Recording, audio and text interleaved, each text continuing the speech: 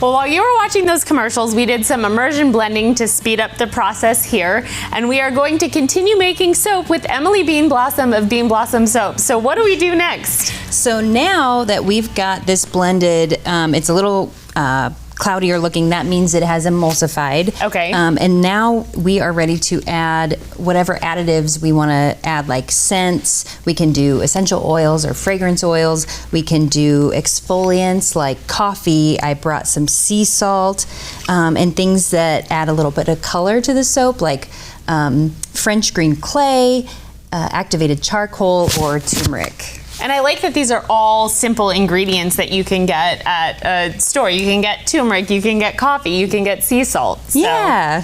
All right, I think I want to add coffee to mine. Okay. So how much do I put in? Well, for 1 pound, I would say maybe do start with 1/8 of a teaspoon. Okay. See if you like how that looks. Yeah. Did a pretty generous 1/8 of a teaspoon. Yeah. My mom always says you can always add, but you can't take away. That is true. So It's like the whole measure twice, cut once, right? Yep. So I'm going to add salt that. to mine. And salt can actually help your soap to set up a Ooh, little I'll bit take some salt too. Okay, you want to? Hook me up with some salt. There you go. Thank you. Salty coffee soap. Salty coffee soap. And then I think salt and French green clay sound really nice. And so is that going to turn it green, or what color will it be when it's done? It'll be a really light gray. Oh, like gray. Yeah. Nice. And so then the turmeric, I assume, turns it yellow. What about this? What is that? So activated charcoal will give it like a darker gray look. Okay. If you add a lot of it, you can make black soap. Okay. Maybe that can kind of, Maybe I'll do a tiny bit of that. This is a fun soap first time making experiment.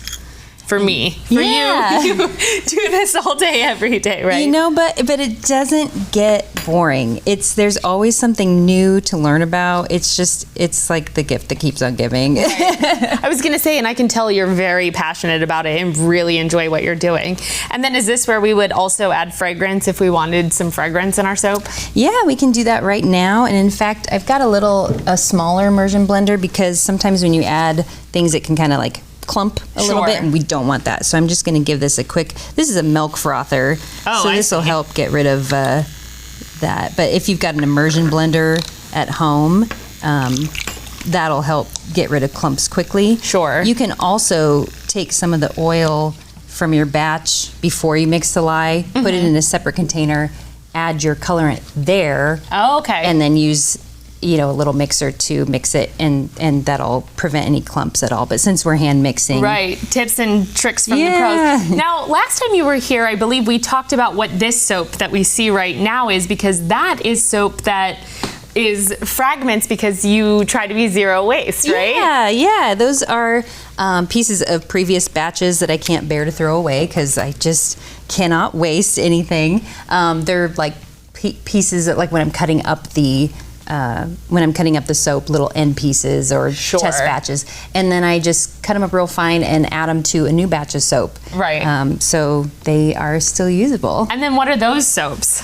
Those I made for Boneyard Arts Market last year. I usually do like solid soaps, but I have a background in art, and so I wanted to get some soaps that were a little more designy, a little more colorful and playful. Right. So that's what those were. Nice.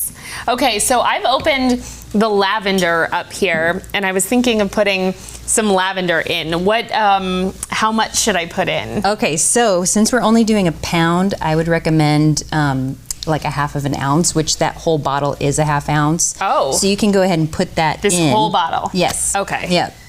Wow. So it can take a lot. You don't have to put that whole amount in, though.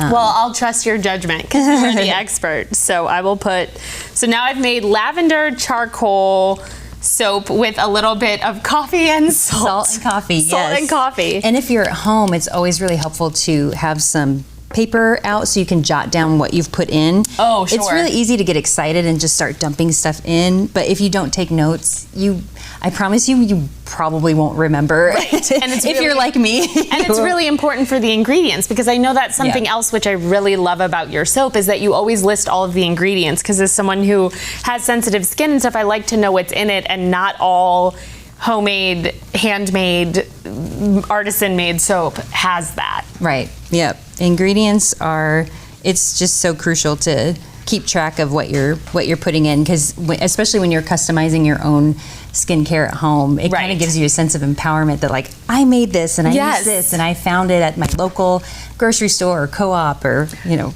Exactly.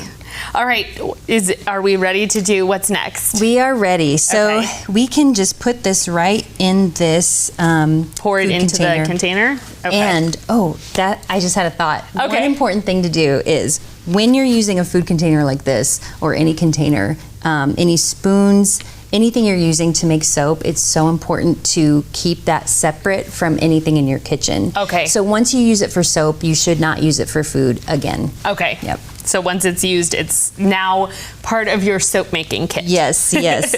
And you can even get a little container, a storage container, and label it.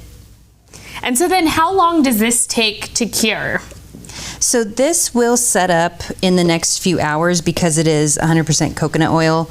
It'll get harder quicker than if you were to make an olive oil soap. But it'll set up, and then after that, you can demold it after a day or two. Okay. When it's hard enough and it doesn't depress under your finger. After that, you'll need to let it set on a shelf for 30 to 45 days to cure. What? Yes. So when you pour soap, there's a lot of water content in it as well. And also the last 48 hours that this soap is in this container, it's going to continue to saponify. So it's not safe to touch yet until after 48 hours. 48 hours. After that, the process of the water evaporating from it continues. Gotcha. So the more water that evaporates, the harder the bar of soap will be. So then 45 days, and then you cut it, label it, and then it's ready to sell. Yep. Or exactly. use. Yep. Well, thank you so much for being here, Emily, and for teaching me how to make soap. This is incredible. And if you want more information or want to learn how to make soap at home, you can watch this segment again on our website at ciLiving.tv after the show, and definitely check out Beanblossom soaps.